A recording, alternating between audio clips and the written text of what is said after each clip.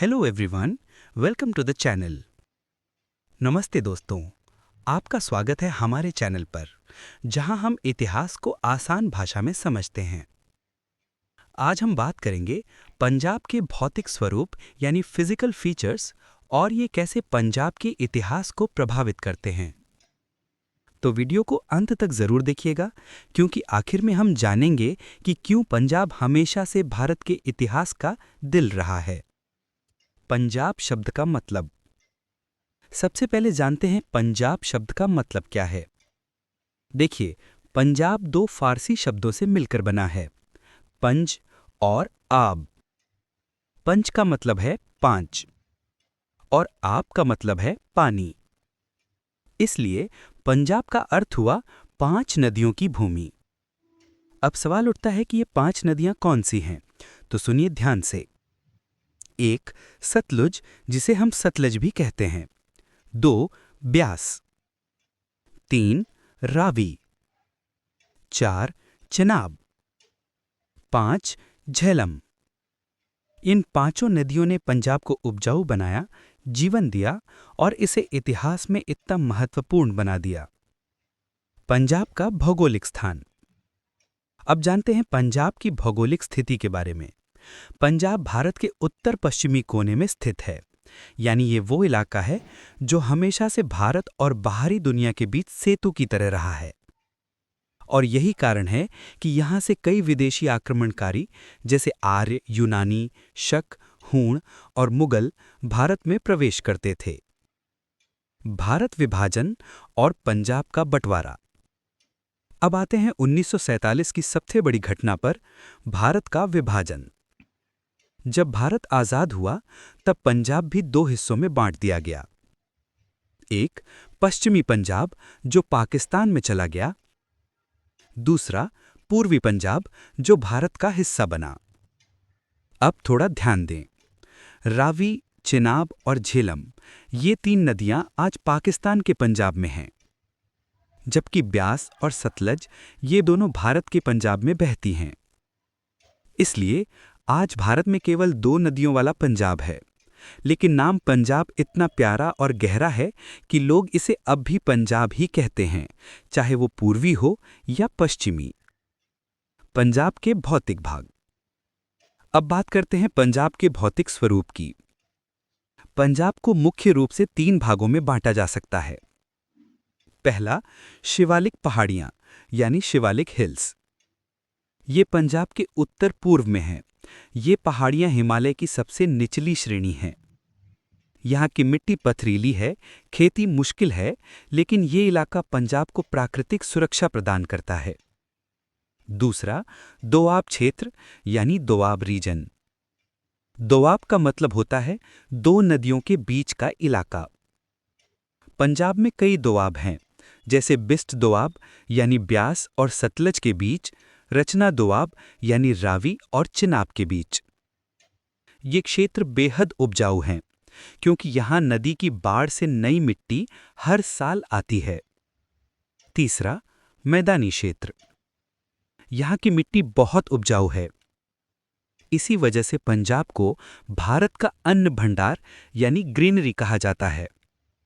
यहाँ गेहूं, चावल और गन्ना बड़ी मात्रा में उगाया जाता है। पंजाब के भौतिक स्वरूप का इतिहास पर प्रभाव। अब जानते हैं कि ये भौतिक विशेषताएं इतिहास को कैसे प्रभावित करती हैं। 1 नदियां यानी जीवन और सभ्यता की जननी। इन 5 नदियों ने पंजाब को उपजाऊ बनाया। इन्हीं नदी घाटियों में सिंधु घाटी सभ्यता फली फूली, जैसे हड़प्पा और मोहनजोदड़ो, जो आज पाकिस्तान में है।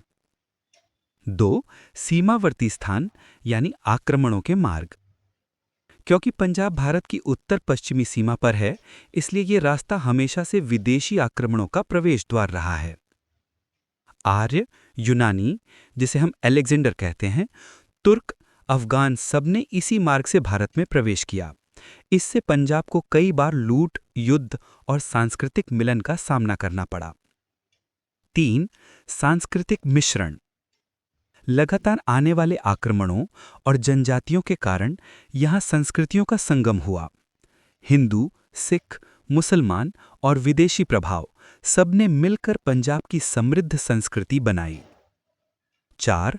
उपजाऊ भूमि यानी समृद्धि और जनसंख्या केंद्र। नदियों की वजह से भूमि उपजाऊ थी, इससे यहाँ कृषि आधारित सभ्यता विकसित हुई और पंजाब हमेशा से आर्थिक रूप से मजबूत रहा। प्राचीन पंजाब, यमुना से सिंधु तक।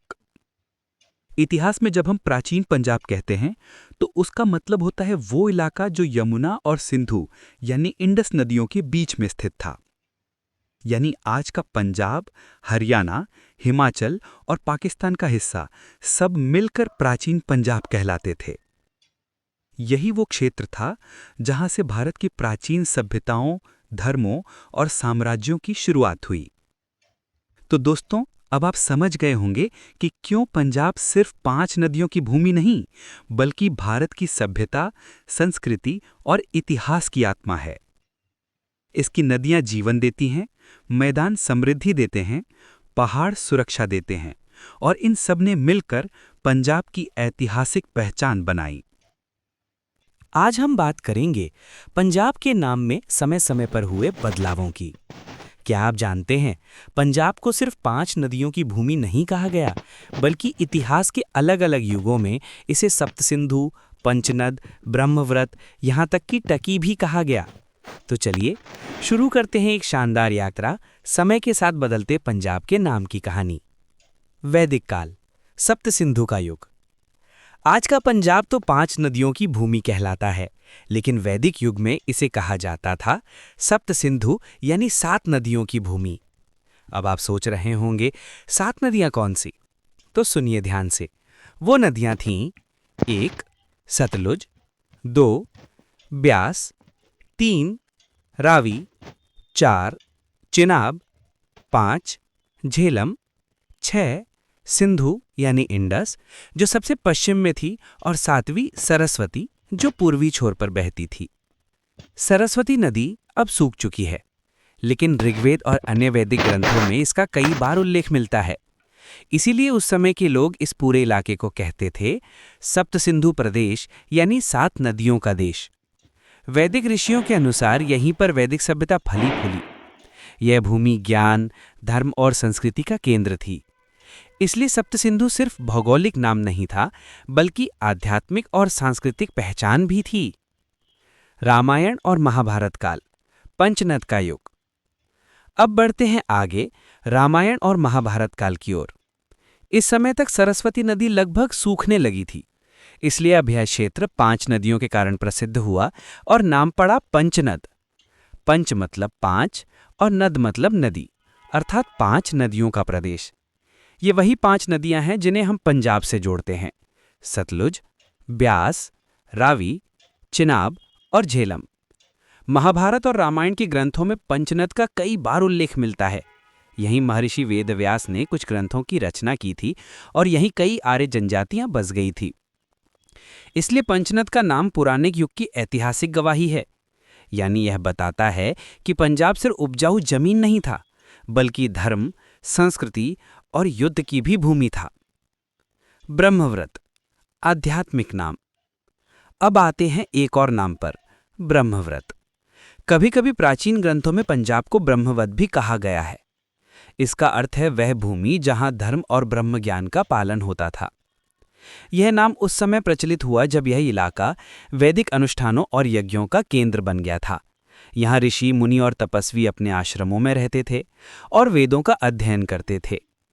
इसलिए ब्रह्मव्रत नाम बताता है कि पंजाब सिर्फ युद्ध और कृषि का केंद्र नहीं था, बल्कि यह आध्यात्मिक साधना का पवित्र क्षेत्र भी था। यूनानियों का नाम, पेंटापोटामिया। अब चलते हैं विदेशी दृष्टिकोण की ओर। जब यूनानी ग्रीक्स भारत पहुंचे, सिकंदर यानी अलेक्जेंडर ने जब भारत पर आक्रमण किया, तो उसके साथ आए यूनानी इतिहासकारों ने पंजाब को एक नया नाम दिया, पेंटापोटामिया। ये ग्रीक शब्द है। पेंटा मतलब 5 और पोटामिया मतलब नदियां, यानी लैंड ऑफ 5 रिवर्स। वही अर्थ जो आज हम पंजाब से जोड़ते हैं। तो आप देख सकते हैं कि भले भाषा बदलती रही, पर पंजाब की पहचान हमेशा उसकी नदियों से ही जुड़ी रही। चाहे सप्त सिंधु कहो, पंचनद कहो या पेंटापोटामिया, नदियां पंजाब की आत्मा है। टकी, एक जनजाति से जुड़ा नाम। अब बात करते हैं एक और दिलचस्प नाम की, टकी। कुछ समय तक पंजाब को टकी भी कहा गया, क्योंकि यहाँ एक शक्तिशाली जनजाति टकी निवास करती थी। यह जनजाति युद्ध कला में निपुण थी और क्षेत्र पर राज करती थी। इतिहासकारों का मानना है कि टकी जनजाति ने इस क्षेत्र को अपनी पहचान दी, इसलिए पंजाब का एक समय टकी प्रदेश या टकी राज्य के नाम से जाना गया।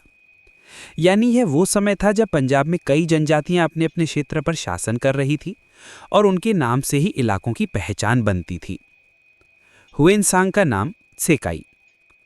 अब चलते हैं चीन की ओर, जहां से आया एक महान यात्री हुएनसांग। उसने 7वीं सदी में भारत की यात्रा की थी और कई जगहों का वर्णन किया था। उसने इंडस और ब्यास के बीच के इलाके को सेकाई कहा था। यह उसके चीनी उच्चारण के अनुसार था, लेकिन उसका अर्थ वही था, 5 नदियों वाला प्रदेश। उसने लिखा कि यह इलाका अत्यंत उपजाऊ है, यहाँ कई बौद्ध विहार हैं और लोगों में धार्मिकता है। इससे हमें पता चलता है कि पंजाब सिर्फ आर्थिक रूप से नहीं, बल्कि धार्मिक दृष्टि से भी समृद्ध था। तुर्कों और फारसी प्रभाव का युग, पंजाब का जन्म। अब आते हैं इतिहास के उस मोड़ पर जब तुर्क और फारसी प्रभाव भारत में आया। लगभग 11वीं-12वीं सदी के आसपास जब तुर्क शासक भारत में प्रवेश करने लगे, तो फारसी भाषा का प्रभाव तेजी से बढ़ा। फारसी में पंच का मतलब है 5 और आप का मतलब है पानी। इन्हें मिलाकर बना पंजाब, यानी 5 नदियों की भूमि। यह नाम फारसी प्रभाव में आया, लेकिन धीरे धीरे इतना प्रचलित हो गया कि आज तक यही नाम जीवित है, चाहे भारत में हो या पाकिस्तान में। तो यह नाम न केवल भाषा का परिणाम है, बल्कि संस्कृतियों के मेल जोल का भी प्रतीक है। यह बताता है कि पंजाब हमेशा से विविधता और एकता का उदाहरण रहा है। सारांश, नामों के पीछे की कहानी। चलो अब झटपट एक बार दोहरा लेते हैं कि पंजाब को किन किन नामों से जाना गया। 1. सप्त सिंधु, वैदिक काल में 7 नदियों के कारण। 2. पंचनद, रामायण महाभारत काल में 5 नदियों के कारण। 3. ब्रह्मव्रत, जब यह धार्मिक और आध्यात्मिक केंद्र बना। 4. पेंटापोटामिया, यूनानी इतिहासकारों ने दिया नाम। 5. टकी, एक शक्तिशाली जनजाति के कारण। 6. सेकाई, चीनी यात्री हुएनसांग का नाम। 7. पंजाब, तुर्क फारसी काल में दिया गया नाम जो आज तक प्रचलित है। हर नाम ने पंजाब की भौगोलिक, सांस्कृतिक और ऐतिहासिक पहचान को एक नया रूप दिया। कहीं यह धर्म का केंद्र बना, कहीं युद्ध का मैदान और कहीं सभ्यता की जन्मस्थली। तो देखा आपने कैसे एक ही भूमि ने सप्त सिंधु से लेकर पंजाब तक की लंबी यात्रा तय की। हर युग ने इसे नया नाम दिया, लेकिन पहचान वही रही, नदियों की भूमि, समृद्धि की भूमि, संस्कृति की भूमि, हमारा प्यारा पंजाब, ग्रीन हार्ट। आज हम बात करेंगे समय के साथ पंजाब की बदलती सीमाओं की, यानी boundaries of Punjab at different times. दोस्तों, पंजाब की सीमाएं हमेशा से स्थिर नहीं रही हैं। समय के साथ साथ यहाँ के नदियों, राजाओं और साम्राज्यों ने इसकी सीमाओं को बार बार बदला है। तो चलिए शुरू करते हैं पंजाब की सीमाओं की ये ऐतिहासिक यात्रा। ऑडियो की अगली कड़ी पर हम बात करेंगे ऋग्वैदिक काल के पंजाब की। सबसे पहले बात करते हैं ऋग्वैदिक काल की। इस समय का पंजाब आज के पंजाब से कहीं बड़ा था। ऋग्वेद में इसे सप्त सिंधु भूमि कहा गया है, यानी लैंड ऑफ 7 रिवर्स। ये 7 नदियां थीं: सिंधु, झेलम, चिनाब, रावी, ब्यास, सतलुज और सरस्वती। इसका मतलब ये था कि पंजाब की भूमि सिर्फ 5 नदियों तक सीमित नहीं थी, बल्कि इसमें पश्चिम में सिंधु नदी से लेकर पूर्व में सरस्वती नदी तक का इलाका शामिल था। ये इलाका आज के पूर्वी पाकिस्तान, हरियाणा और पश्चिमी उत्तर प्रदेश तक फैला हुआ था। इस समय पंजाब एक धार्मिक, सांस्कृतिक और आर्थिक दृष्टि से बहुत समृद्ध क्षेत्र था, क्योंकि नदियों की अधिकता से यहाँ की भूमि उपजाऊ थी। मौर्य काल में पंजाब की सीमाएं पश्चिम में क्या थी, अब हम इसके बारे में जानेंगे। तो चलिए बढ़ते हैं मौर्य काल की ओर। अब आते हैं मौर्य काल की ओर, यानी लगभग 3री शताब्दी ईसा पूर्व। इस समय चंद्रगुप्त मौर्य और बाद में अशोक महान के शासन में पंजाब की सीमाएं और भी विस्तृत हुईं। पश्चिम की ओर पंजाब की सीमा हिंदकुश पर्वत तक फैल गई थी, यानी आज के अफगानिस्तान के कुछ हिस्से भी तब के पंजाब का हिस्सा माने जाते थे। और सबसे महत्वपूर्ण, इस काल में तक्षशिला पंजाब का एक प्रमुख नगर और शिक्षा केंद्र बन गया था। तक्षशिला न केवल प्रशासनिक दृष्टि से बल्कि शिक्षा, व्यापार और संस्कृति के लिए भी प्रसिद्ध था। मौर्य शासकों ने पंजाब को अपने साम्राज्य का एक अहम हिस्सा बनाया। यहाँ से ही भारत और मध्य एशिया के बीच व्यापारिक और सांस्कृतिक संबंध विकसित हुए। इसलिए पंजाब न केवल एक सीमांत प्रदेश था, बल्कि एक द्वार यानी गेटवे था भारत और बाहरी दुनिया के बीच। हमने देखा कि किस तरीके से मौर्य काल में पंजाब की सीमा हिंदुकुश पर्वत तक फैल गई थी। अब हम बढ़ते हैं कुषाण काल की ओर। इसके बाद आता है कुषाण काल, यानी लगभग पहली से तीसरी शताब्दी ईस्वी। कुषाणों का साम्राज्य भी पंजाब से जुड़ा हुआ था। इस काल में भी पंजाब की पश्चिमी सीमा हिंदकुश पर्वत तक फैली हुई थी और तक्षशिला इस समय भी एक महत्वपूर्ण नगर बना रहा। कुषाण शासक कनिष्क के समय में ये क्षेत्र व्यापार और बौद्ध धर्म दोनों का केंद्र बन गया था। यहाँ से सिल्क रूट होकर चीन, मध्य एशिया और रोम तक व्यापार चलता था। इस प्रकार कुषाण काल में पंजाब भारत की अंतर्राष्ट्रीय पहचान का केंद्र बना, एक ऐसा क्षेत्र जहाँ भारत, ईरान, ग्रीक और मध्य एशियाई संस्कृतियों का संगम हुआ।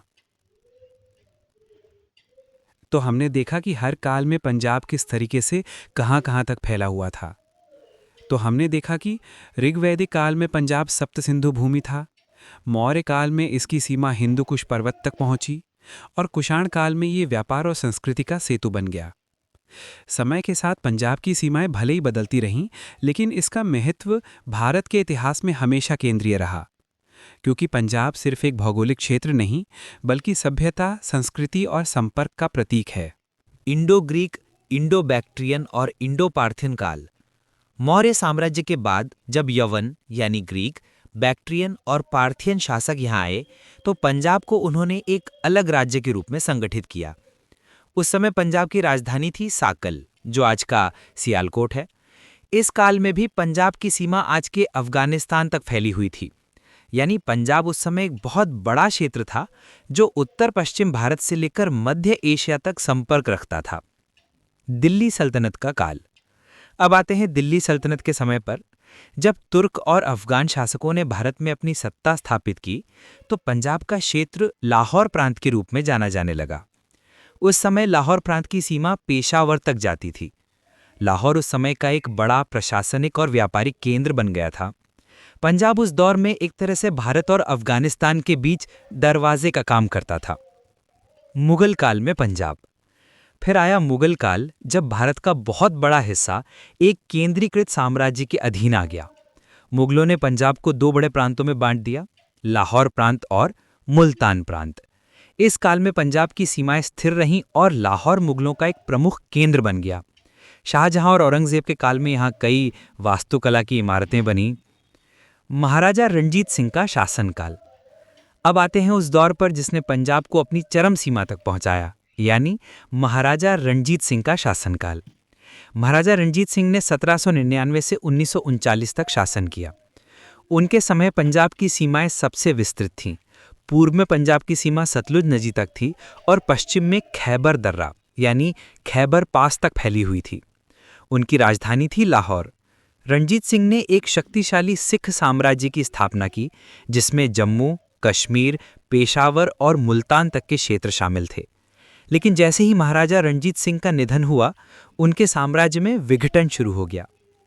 ब्रिटिश काल और पंजाब की सीमाओं में परिवर्तन। अब आते हैं ब्रिटिश काल पर। जब अंग्रेजों ने पंजाब पर नियंत्रण किया तो सीमाओं में फिर बड़ा परिवर्तन आया। पहले तो सतलुज और यमुना के बीच का क्षेत्र ब्रिटिश शासन में आ गया और इस तरह पंजाब का एक बड़ा भाग ब्रिटिश भारत में शामिल हो गया। 1857 के भारतीय स्वतंत्रता संग्राम यानी 1857 की क्रांति के बाद ब्रिटिश सरकार ने पंजाब की सीमाएं और बढ़ाकर दिल्ली तक फैला दी, यानी अब दिल्ली भी कुछ समय के लिए पंजाब प्रांत का हिस्सा बन गई थी। 1911 दिल्ली का अलग होना। फिर 1911 ईस्वी में लॉर्ड हार्डिंग ने दिल्ली को पंजाब से अलग करके उसे भारत की राजधानी यानी कैपिटल ऑफ इंडिया घोषित किया, यानी अब दिल्ली पंजाब प्रांत का हिस्सा नहीं रही। ये बदलाव प्रशासनिक दृष्टि से बहुत महत्वपूर्ण था, क्योंकि अंग्रेज अब दिल्ली को अपने शासन का केंद्र बनाना चाहते थे। 1947 भारत का विभाजन और पंजाब की आखिरी बड़ी सीमा परिवर्तन। अब आता है सबसे बड़ा और निर्णायक परिवर्तन, 1947 का विभाजन। जब भारत आज़ाद हुआ तो देश दो हिस्सों में बंट गया, भारत और पाकिस्तान। पंजाब भी इसी विभाजन का शिकार हुआ। पंजाब को दो भागों में बांट दिया गया। पश्चिमी पंजाब यानी वेस्ट पंजाब पाकिस्तान का हिस्सा बना और पूर्वी पंजाब यानी ईस्ट पंजाब भारत का हिस्सा बना। उस समय पंजाब में कुल 29 जिले थे, जिनमें से 16 जिले अधिकतर मुस्लिम आबादी वाले थे, इसलिए वे पाकिस्तान को दिए गए और 13 जिले भारत के हिस्से में आई। इस विभाजन के साथ ही लाखों लोगों का विस्थापन हुआ, हजारों गांव खाली हो गए और पंजाब की सामाजिक संरचना बदल गई। स्वतंत्र भारत में पंजाब का पुनर्गठन, यदि समय अनुमति दे तो इसे जोड़ सकते हैं। स्वतंत्रता के बाद भी पंजाब की सीमाएं स्थिर नहीं रहीं। 1966 में पंजाब पुनर्गठन अधिनियम के तहत हरियाणा और हिमाचल प्रदेश को पंजाब से अलग कर दिया गया। इससे आज का मॉडर्न भारतीय पंजाब अस्तित्व में आया। तो आपने देखा कैसे पंजाब की सीमाएं ऋग्वैदिक काल से लेकर आज़ादी के बाद तक लगातार बदलती रही हैं। कभी ये क्षेत्र हिंदू कुश तक फैला हुआ था, कभी इसका केंद्र तक्षशिला और लाहौर रहा, कभी महाराजा रणजीत सिंह के शासन में यह अपने शिखर पर था और फिर विभाजन के बाद ये भारत और पाकिस्तान दोनों का हिस्सा बन गया। इस प्रकार पंजाब की सीमाएं सिर्फ भौगोलिक परिवर्तन नहीं रही, बल्कि ये उसके इतिहास, संस्कृति और राजनीति की कहानी भी कहती हैं। आज हम बात करेंगे पंजाब के पुनर्गठन यानी रीऑर्गेनाइजेशन ऑफ पंजाब और उसके भौतिक स्वरूप यानी फिजिकल फीचर्स के बारे में। तो चलिए शुरू करते हैं बिना समय गंवाए। 1956 और 1966 का पंजाब पुनर्गठन। भारत को आज़ादी मिली 1947 में, लेकिन उसके बाद राज्यों की सीमाएं बार बार बदली गई। ऐसा इसलिए हुआ क्योंकि भारत में भाषाई और सांस्कृतिक विविधता बहुत अधिक थी। साल 1956 राज्यों का पुनर्गठन। अब बात करते हैं साल 1956 ईस्वी की। इस साल भारत में स्टेट्स रीऑर्गेनाइजेशन एक्ट लागू किया गया।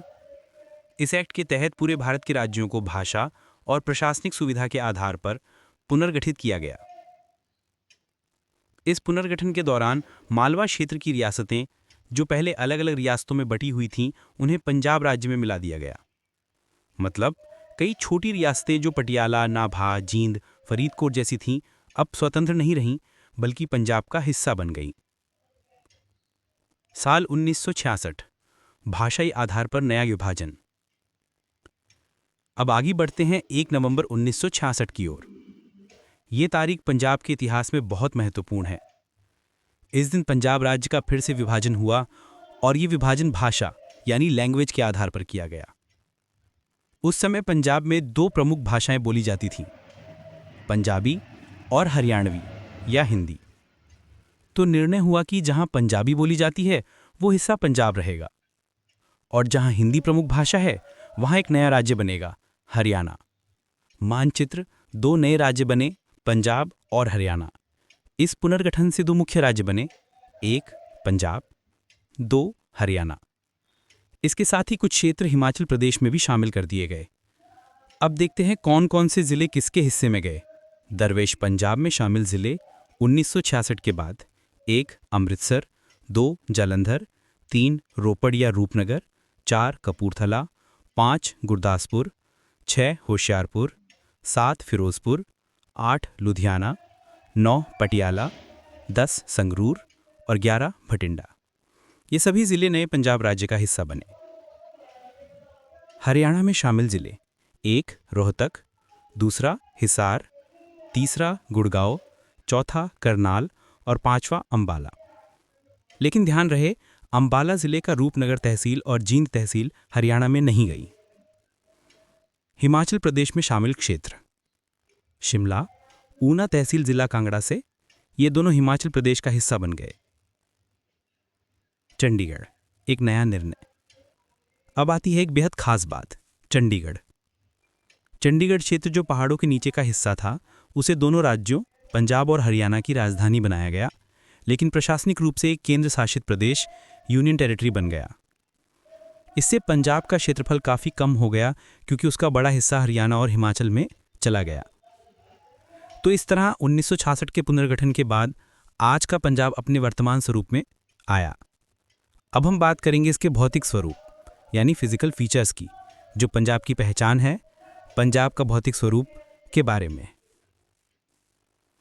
पंजाब की भौगोलिक रचना यानी फिजिकल स्ट्रक्चर को समझना बहुत ज़रूरी है, क्योंकि यही तय करती है यहाँ की जलवायु, खेती और जीवन शैली। पंजाब का भौगोलिक स्थान। पंजाब एक त्रिकोणीय क्षेत्र है जो सिंधु नदी और यमुना नदी के बीच स्थित है। उत्तर में है हिमालय की पर्वत श्रेणियाँ, दक्षिण में है राजस्थान का रेगिस्तानी इलाका और सिंध का बड़ा मरुस्थल। पूर्व में बहती है यमुना नदी और पश्चिम में है सुलेमान और किरथर की पहाड़ियाँ। इससे साफ होता है कि पंजाब का क्षेत्र भौगोलिक रूप से बहुत विविध है। पंजाब के 3 मुख्य भौगोलिक भाग। पंजाब को भौगोलिक रूप से 3 भागों में बांटा जा सकता है। 1 हिमालय और उत्तर पश्चिमी पर्वत क्षेत्र, 2 उप पहाड़ी क्षेत्र, 3 मैदान। 1 हिमालय और उत्तर पश्चिमी पर्वत क्षेत्र। ये क्षेत्र पंजाब के उत्तर भाग में है। यहाँ की भूमि पर्वतीय है और जलवायु ठंडी रहती है। यहाँ की नदियाँ तेज़ गति से बहती हैं, जैसे रावी, व्यास, सतलुज। ये क्षेत्र मिट्टी और पानी का प्रमुख स्रोत है। हिमाचल की सीमाओं से सटा ये इलाका पंजाब को नदियों और जल स्रोतों से समृद्ध बनाता है। 2 उप पहाड़ी क्षेत्र। इसे शिवालिक क्षेत्र भी कहा जाता है। ये इलाका पहाड़ों और मैदानों के बीच में स्थित है। मिट्टी यहाँ थोड़ी पथरीली होती है, लेकिन खेती संभव है। यहाँ के प्रसिद्ध इलाके हैं होशियारपुर, गुरदासपुर और रोपड़।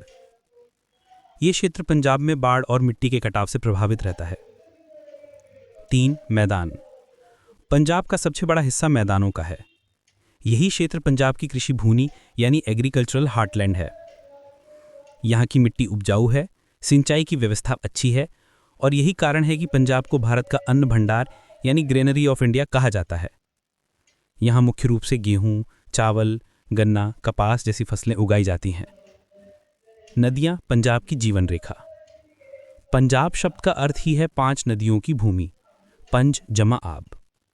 ये 5 नदियाँ हैं सतलुज, व्यास, रावी, चिनाब और झेलम। इन नदियों ने मिलकर पंजाब की धरती को उपजाऊ बनाया है। जलवायु और प्राकृतिक विशेषताएं।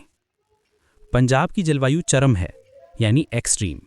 गर्मियों में बहुत गर्म और सर्दियों में बहुत ठंडी। यहाँ वर्षा मुख्यतः मानसून के समय होती है। औसतन वर्षा लगभग 60 से 70 सेंटीमीटर होती है।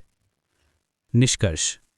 तो हमने देखा कि कैसे 1956 और 1966 में पंजाब की सीमाएं बार बार बदलीं, किस तरह से हरियाणा और हिमाचल के हिस्से बने, और फिर जाना कि पंजाब का भौतिक स्वरूप यानी हिमालय से लेकर मैदानों तक कितना विविध और समृद्ध है। यही भौगोलिक और ऐतिहासिक विशेषताएं पंजाब को एक अनोखी पहचान देती हैं। पंजाब का भौगोलिक विभाजन। हिमालय, उपपर्वतीय क्षेत्र और मैदान। आज हम बात करने वाले हैं पंजाब के भौगोलिक स्वरूप की, यानी कि यहाँ के पर्वत, घाटियाँ, मैदान और वो सब कुछ जो पंजाब की भूमि को इतना विशिष्ट और समृद्ध बनाता है। तो चलिए शुरू करते हैं पंजाब का भौगोलिक विभाजन। ए हिमालय और इसके उत्तरी व पश्चिमी पर्वत श्रेणियाँ। पंजाब के उत्तरी भाग में फैले हुए हैं हिमालय के पर्वत। ये पर्वत श्रृंखलाएं लगातार जुड़ी हुई हैं और इनमें कई घाटियां भी शामिल हैं। इन पर्वतों की चौड़ाई लगभग 250 से 350 किलोमीटर तक होती है और इनकी ऊंचाई एक समान नहीं होती। ये पर्वत हमारे देश की सुरक्षा की मजबूत दीवार की तरह हैं। इसलिए इन्हें 3 भागों में बांटा गया है: घी, महान हिमालय, मध्य या उप हिमालय, शिवालिक या बाह्य हिमालय। 1 महान हिमालय। महान हिमालय की श्रृंखला पंजाब के पूर्वी हिस्से से लेकर नेपाल और तिब्बत तक फैली हुई है। पश्चिमी भाग में भी इसे ग्रेटर हिमालयास कहा जाता है। ये पर्वत लाहौल, स्पीति और कांगड़ा जिलों को कश्मीर से अलग करते हैं। इसी क्षेत्र में हमें मिलती है कुल्लू की सुंदर घाटी और प्रसिद्ध रोहतांग दर्रा। इन पर्वतों की ऊंचाई लगभग 5,851 मीटर से 6,718 मीटर तक होती है, यानी कि ये हमेशा बर्फ से ढके रहते हैं। इसी बर्फ के पिघलने से वाला पानी पंजाब की नदियों को साल भर जल देता है। 2 मध्य या उप हिमालय। अब आते हैं मध्य हिमालय पर, जिसे यहाँ पांगी पर्वत श्रृंखला के नाम से जाना जाता है। ये पर्वत रोहतांग दर्रे से लेकर चंबा तक फैले हैं और ये चेनाब और रावी नदियों की घाटियों को अलग करते हैं। इनकी औसत ऊंचाई लगभग 2155 मीटर होती है। यहाँ का मौसम ठंडा और सुहावना रहता है। ये क्षेत्र फल, सब्जियों और जड़ी बूटियों की खेती के लिए प्रसिद्ध है। 3. बाह्य हिमालय या शिवालिक पर्वत श्रृंखला। अब बात करते हैं शिवालिक पर्वत श्रृंखला की, जिसे हम आउटर हिमालयाज भी कहते हैं। ये श्रृंखला मध्य हिमालय के समानांतर चलती है। चंबा और धर्मशाला से लेकर कश्मीर, रावलपिंडी और गुजरानवाला जिलों तक फैली हुई है। इनकी ऊंचाई लगभग 923 मीटर होती है। इसी क्षेत्र को कहा जाता है सब माउंटेनियस रीजन या धौलाधर हिल्स। यहाँ की मिट्टी उपजाऊ होती है और छोटे छोटे झरने बहते हैं। बी. पश्चिमी हिमालयी क्षेत्र, सुलेमान और किरथर पर्वत। हिमालय के पश्चिमी भाग में स्थित हैं सुलेमान पर्वत श्रृंखला और किरथर पर्वत श्रृंखला। इन पर्वतों में कई प्रसिद्ध दर्रे हैं, जैसे खैबर दर्रा, कुर्रम दर्रा, तोची दर्रा, बोलन दर्रा और गोमल दर्रा। इन दर्रों के माध्यम से प्राचीन काल में भारत और मध्य एशिया के बीच व्यापार और सांस्कृतिक संपर्क बना। लेकिन याद रखिए, इन्हीं दर्रों से विदेशी आक्रमणकारी जैसे आर्य, यूनानी, मुगल भी पंजाब में प्रवेश करते थे। सी. उपपर्वतीय क्षेत्र यानी कि सब माउंटेनियस रीजन। अब चलते हैं हिमालय की तलहटी वाले क्षेत्र की ओर, जिसे हम कहते हैं उपपर्वतीय क्षेत्र। ये क्षेत्र हिमालय की बाहरी पहाड़ियों और मैदानों के बीच फैला हुआ है। यहाँ की भूमि हल्की ढलान वाली और बहुत उपजाऊ है। ये क्षेत्र कपूरथला, होशियारपुर, गुरदासपुर, पठानकोट और रोपड़ जिलों में पाया जाता है। यहाँ के लोग खेतीबाड़ी, पशुपालन और फल सब्जी उत्पादन से अपनी जीविका चलाते हैं। यहाँ के जंगलों में चीड़, सागवान, शहतूत और औषधीय पौधे पाए जाते हैं। इसलिए इसे पंजाब का प्राकृतिक और आर्थिक रूप से समृद्ध क्षेत्र कहा जाता है। डी. पंजाब का मैदान यानी कि द प्लेन्स ऑफ पंजाब। अब आते हैं पंजाब के मैदानों की ओर, जो वास्तव में पंजाब की आर्थिक रीढ़ हैं, यानी कि इकोनॉमिक बैकबोन। ये क्षेत्र हिमालय से निकलने वाली नदियों सतलज, ब्यास, रावी, चिनाब और झेलम के द्वारा बनाया गया है। इन नदियों के जल से बनी नौ जमीन बहुत उपजाऊ है। इसी कारण पंजाब को कहा जाता है घी, भारत का अन्न भंडार यानी कि ग्रेनरी ऑफ इंडिया। यहाँ की भूमि सीधी, सपाट और सिंचाई के लिए अनुकूल है। यहाँ की भूमि पे गेहूँ, धान, गन्ना, कपास और सरसों जैसी फसलें उगाई जाती हैं। यहाँ की जलवायु महाद्वीपीय है, गर्मी में बहुत गर्म और सर्दी में काफ़ी ठंडी। लेकिन नदियों और नहरों के कारण सिंचाई की कोई कमी नहीं रहती। ई. हिमालय के लाभ। अब बात करते हैं कि पंजाब के लिए हिमालय के क्या लाभ हैं। 1. नदियों का स्थायी स्रोत। हिमालय की बर्फ पिघलने से नदियां साल भर जल देती हैं, जिससे सिंचाई और कृषि संभव होती है। 2. उपजाऊ भूमि। नदियों द्वारा लाई गई गाद भूमि को बहुत उपजाऊ बनाती है। 3. वन और औषधियाँ। हिमालयी क्षेत्र के जंगल लकड़ी, फल और औषधियाँ प्रदान करते हैं। 4. प्राकृतिक सुरक्षा। ये ऊंचे ऊंचे पर्वत विदेशी आक्रमणों से प्राकृतिक रक्षा कवच की तरह काम करते हैं। 5. पर्यटन और सौंदर्य। कुल्लू, मनाली, धर्मशाला, चंबा जैसी जगह पंजाब हिमाचल क्षेत्र को पर्यटन का स्वर्ग बना देते हैं।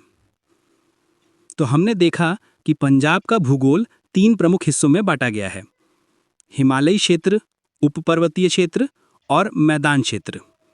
इन तीनों ने मिलकर पंजाब को न सिर्फ प्राकृतिक रूप से सुंदर, बल्कि आर्थिक रूप से समृद्ध और ऐतिहासिक रूप से महत्वपूर्ण बनाया है।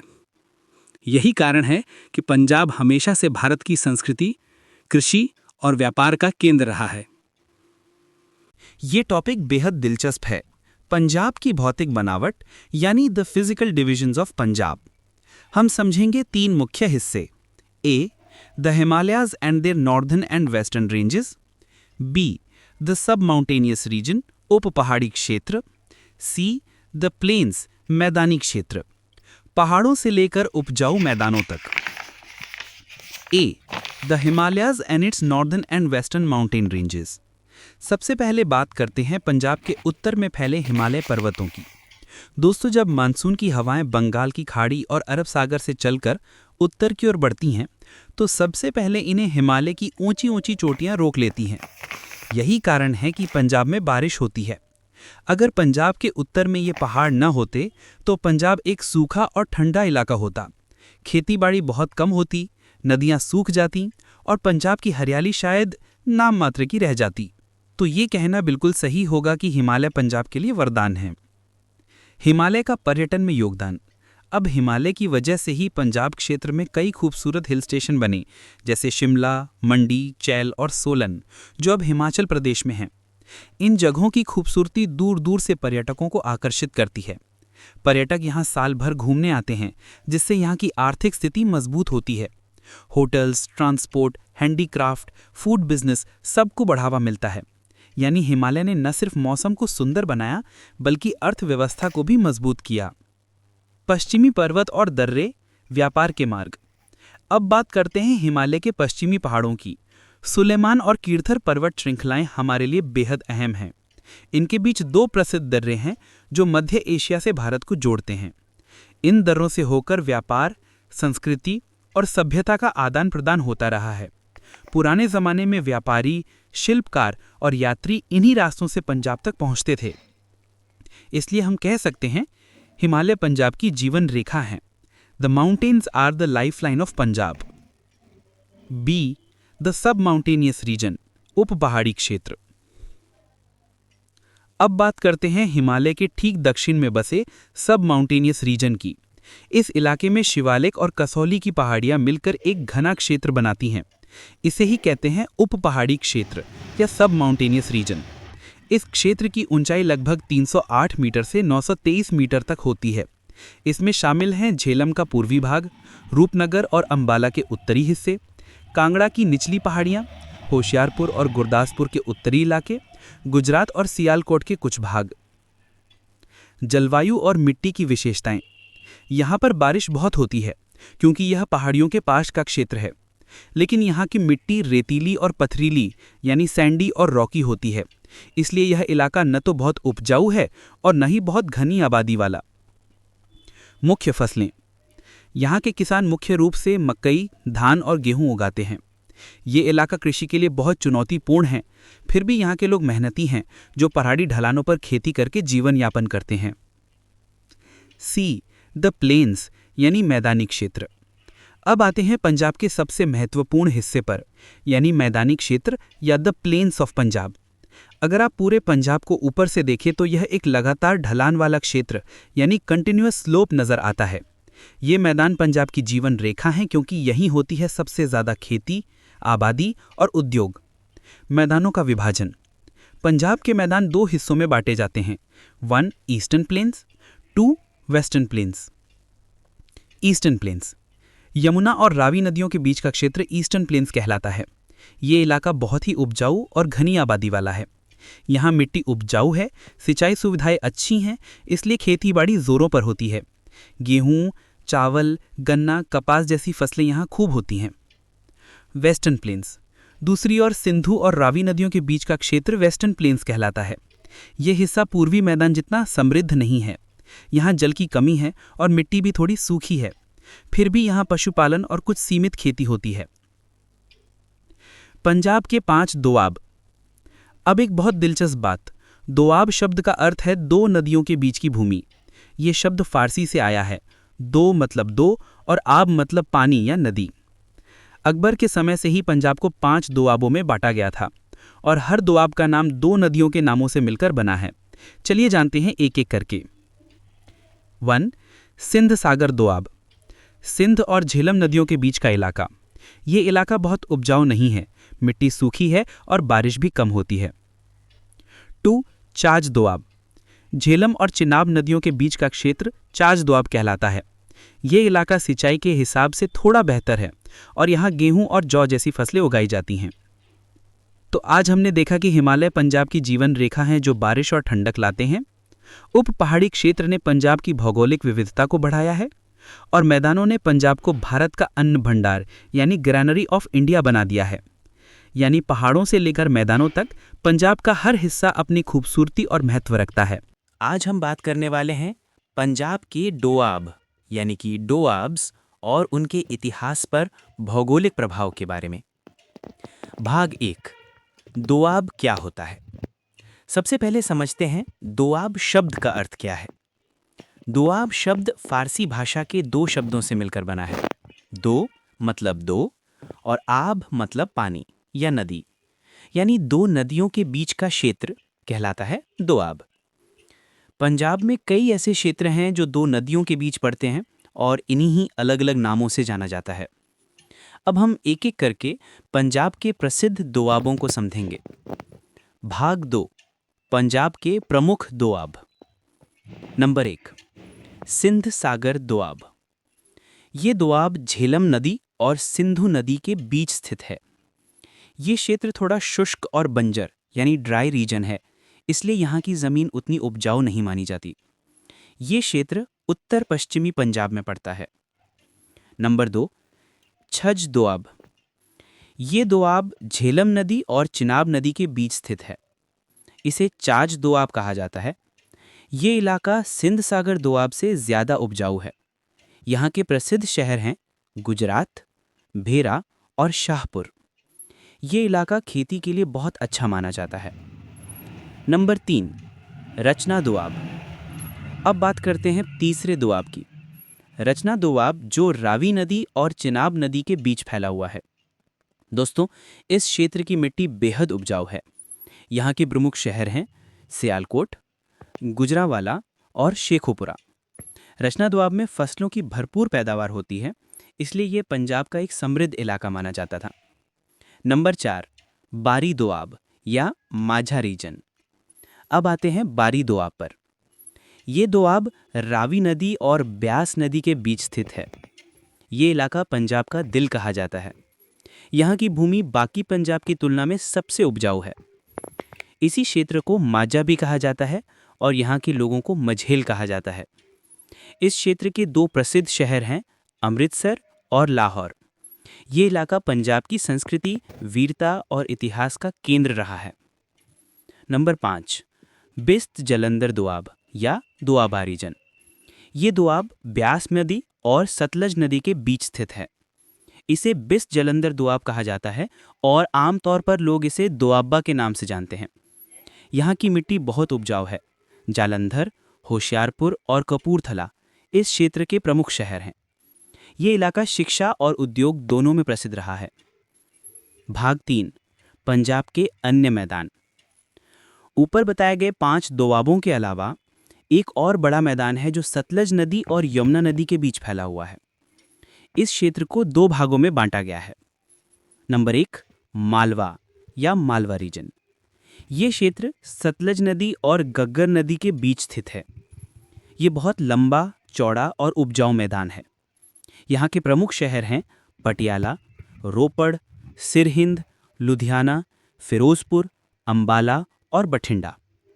यहाँ के लोगों को मालवाई कहा जाता है। मालवा क्षेत्र खेतीबाड़ी, कपड़ा उद्योग और सांस्कृतिक समृद्धि के लिए जाना जाता है। नंबर 2, बांगर। ये क्षेत्र घग्गर नदी और यमुना नदी के बीच स्थित है। ये इलाका भी उपजाऊ है और ऐतिहासिक दृष्टि से बहुत महत्वपूर्ण रहा है। कुरुक्षेत्र, पानीपत, करनाल, थानेसर और रोहतक इसके प्रसिद्ध शहर हैं। अब बात करते हैं पंजाब की भौगोलिक विशेषताएं और इतिहास पर प्रभाव। अब बात करते हैं कि पंजाब की भौगोलिक रचना ने उसके इतिहास को कैसे प्रभावित किया। नंबर 1, पंजाब भारत का प्रवेश द्वार यानी गेटवे टू इंडिया। पंजाब की भौगोलिक स्थिति ने इसे भारत का द्वार यानी गेटवे टू इंडिया बना दिया। उत्तर पश्चिम में स्थित हिमालय पर्वत एक मजबूत दीवार की तरह काम करते हैं, लेकिन खैबर दर्रा और बोलन दर्रा जैसे रास्तों से विदेशी आक्रमणकारी भारत में प्रवेश करते थे। अलेक्जेंडर यानी कि 326 ईस्वी पूर्व से लेकर शाहजमान यानी 1798 ईस्वी तक लगभग सभी विदेशी आक्रमणकारी इन्हीं मार्गों से पंजाब के रास्ते ही भारत आए। इस वजह से पंजाब को हमेशा विदेशी आक्रमणों का पहला निशाना बनना पड़ा। यहाँ कई महत्वपूर्ण युद्ध लड़े गए, जैसे कि तरावरी के 2 युद्ध और पानीपत के 3 युद्ध। इसलिए कहा जाता है पंजाब ने भारत की सुरक्षा की ढाल का काम किया। नंबर 2, पंजाब की नदियों का प्रभाव। पंजाब की नदियाँ केवल जीवन का आधार नहीं थीं, बल्कि राजनीतिक सीमाएं तय करने में भी मददगार थीं। उदाहरण के तौर पर सतलज नदी एक समय पर ब्रिटिश साम्राज्य और महाराजा रणजीत सिंह के राज्य के बीच की सीमा थी। नदियों ने पंजाब को सिंचित किया, उसे समृद्ध बनाया और यही नदियाँ उसके इतिहास की दिशा तय करती रहीं। तो देखा आपने, पंजाब का हर दोआब अपनी एक अलग पहचान और कहानी रखता है। कहीं ज़मीन की उर्वरता ने समृद्धि दी, तो कहीं विदेशी आक्रमणों ने इतिहास को बदल दिया। लेकिन एक बात तय है कि पंजाब की भौगोलिक रचना ने ही उसके इतिहास, संस्कृति और पहचान को आकार दिया। अब हम बात करेंगे पंजाब की नदियाँ, उनका प्रभाव, पंजाबी लोगों का स्वभाव और पंजाब पर विदेशी शासन के बारे में। रावी नदी और भारत पाक सीमा। क्या आप जानते हैं कि आज भी रावी नदी का एक हिस्सा भारत और पाकिस्तान की सीमा बनाता है? जी हाँ, ये वही नदी है जिसने इतिहास में पंजाब को बार बार बदलते देखा है। रावी नदी केवल एक जलस्रोत नहीं रही, बल्कि इसने कई बार आक्रमणकारियों की बढ़त को भी रोका। जब जब उत्तर पश्चिम से आक्रमण हुए, तो इन नदियों ने प्राकृतिक रक्षा रेखा का काम किया। यानी कि पंजाब की नदियां सिर्फ जीवनदायिनी नहीं, बल्कि सुरक्षा कवच भी रही हैं। व्यापार और समृद्धि। अब बात करते हैं व्यापार की। इन नदियों ने पंजाब को न केवल उपजाऊ बनाया, बल्कि व्यापारिक मार्ग के रूप में भी बहुत महत्व दिया। नदियों के रास्ते सामान और संस्कृति दोनों का आदान प्रदान होता था। इसी वजह से पंजाब प्राचीन समय से ही समृद्ध क्षेत्र रहा। यहाँ के लोग मेहनती, व्यापारी और खुले विचारों वाले बने, और यही पंजाब की असली ताकत है। पंजाबी स्वभाव पर प्रभाव। अब चलते हैं सबसे दिलचस्प हिस्से पर, पंजाबी लोगों के स्वभाव पर भौगोलिक प्रभाव। पंजाब का भौगोलिक स्थान हमेशा से उत्तर पश्चिम के दिशा के आक्रमणों का रास्ता रहा है। इसलिए यहाँ के लोग हमेशा सतर्क और हथियार बन रहते थे। हर समय उन्हें ये डर रहता था कि कोई भी बाहरी शक्ति हमला कर सकती है। नतीजा ये हुआ कि पंजाबी लोगों में बहादुरी, सैनिकता और आत्मविश्वास जन्म से ही आ गया। वे निडर बने, जुझारू बने और अपने देश की रक्षा के लिए सदैव तैयार रहे। इतना ही नहीं, उन्होंने विदेशी लोगों से अच्छी बातें सीखीं, उनके संस्कृति के अच्छे पहलू अपनाए। इसलिए कहा गया है, भारत की एकता, स्वतंत्रता और विकास की नींव पंजाबी लोगों की ताकत पर टिकी है। यही कारण है कि पंजाबी समाज खुला, जोशीला और प्रगतिशील माना जाता है। वे जहां भी जाते हैं, अपनी मेहनत और उत्साह से पहचान बना लेते हैं। पंजाब और विदेशी शासक। अब बात करते हैं एक ऐतिहासिक सच्चाई की।